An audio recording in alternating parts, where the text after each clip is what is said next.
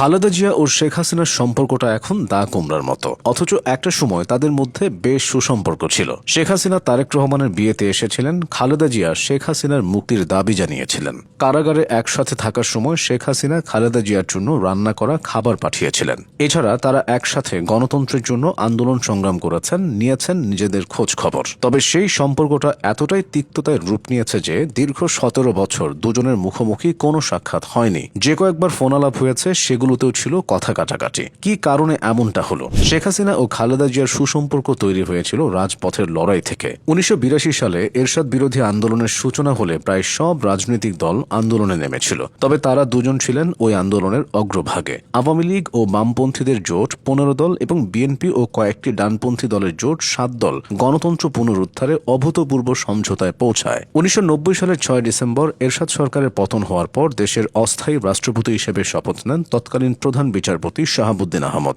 বঙ্গভবনে সেই শপথ অনুষ্ঠানে ছিলেন গণতন্ত্র ফিরিয়ে আনার আন্দোলনের দুই নেত্রী শেখ হাসিনা ও খালেদা জিয়া। আন্দোলনে বিজয়ী দুই নেত্রী সেদিন ছিলেন হাস্যোজ্জ্বল, বসেছিলেন পাশাপাশি। সেদিন দুজনই পরেছিলেন অফ হোয়াইট রঙের শাড়ি। এরশাদ বিরোধী আন্দোলন সফল হলে 1991 সালের নির্বাচন দিয়ে বিএনপি ও আওয়ামী লীগ তথা শেখ হাসিনা ও খালেদা জিয়া ভোটের লড়াইয়ে নামেন। সে নির্বাচনে জয়ী হয়ে সরকার গঠন করে বিএনপি। খালেদা জিয়া প্রধানমন্ত্রী ও শেখ হাসিনা হন বিরোধী দলীয় নেত্রী। তখনও তাদের মাঝে ভালো বোঝাপড়া ছিল। 1993 সালে বড় ছেলে তারেক রহমানের বিয়েতে শেখ হাসিনাকে আমন্ত্রণ করেছিলেন খালেদা জিয়া। খালেদা জিয়ার ডাকে সাড়া দিয়ে তারেক রহমানের বিয়েতে যোগ দিয়েছিলেন শেখ হাসিনা। তিনি সেখানে স্বামী ডক্টর ওয়াজেদ মিয়া সহ উপস্থিত হয়েছিলেন। শেখ হাসিনার সাথে তারেক জিয়া ও নববধূ জোবাইদার হাস্যোজ্জ্বল ছবিও আছে। 1996 সালে একপাক্ষিক নির্বাচনে খালেদা জিয়ার দল বিএনপি সরকার গঠন করলে তীব্র আন্দোলন গড়ে তোলে শেখ হাসিনার আওয়ামী লীগ। পরবর্তীতে একই বছর পুনরায় নির্বাচন হলে শেখ হাসিনা হন প্রধানমন্ত্রী, খালেদা জিয়া হন বিরোধী দলীয় নেত্রী।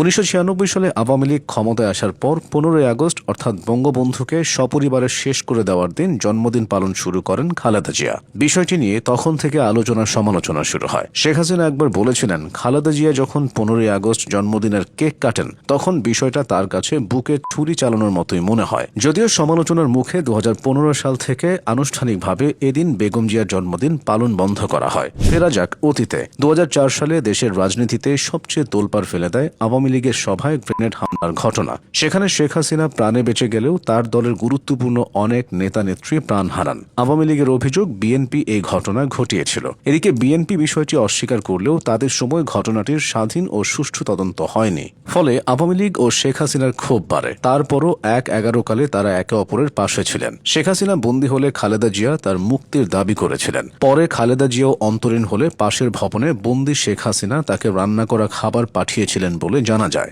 2008 সালে সেনানিবাসের এক অনুষ্ঠানে শেষবার দুই নেত্রীকে একসাথে দেখা গিয়েছিল। এরপর শেখ হাসিনা ক্ষমতায় আসলে খালেদা জিয়াকে তার বাড়ি থেকে উচ্ছেদ এবং তার কার্যালয়ে বালুর ট্রাক দিয়ে অবরুদ্ধ করলে তাদের মধ্যকার সম্পর্কের অবনতি হয়। 2015 সালে খালেদা জিয়ার ছোট ছেলে আরাফাত রহমান কোকো প্রাণ হারালে শেখ হাসিনা খালেদা জিয়ার বাসায় গিয়েছিলেন। তবে তিনি ভেতরে ঢুকতে পারেননি, গেট থেকেই ফিরতে হয়েছিল। তারপর থেকে দুই নেত্রীর সম্পর্কটা চূড়ান্ত বিবাদের রূপ নেয়। জিয়া অরফানেজ ট্রাস্ট দুর্নীতি মামলায় খালেদা জিয়াকে কারাগারে নেওয়া হলে তিনি আরও অসুস্থ হয়ে পড়েন। বিএনপির সমর্থকরা মনে করেন এটাই ছিল শেখ হাসিনার প্রতিহিংসার রাজনীতি। দীর্ঘ রাজনৈতিক ক্যারিয়ারের পর আজ দেশের দুই সাবেক প্রধানমন্ত্রীর পথ আলাদা।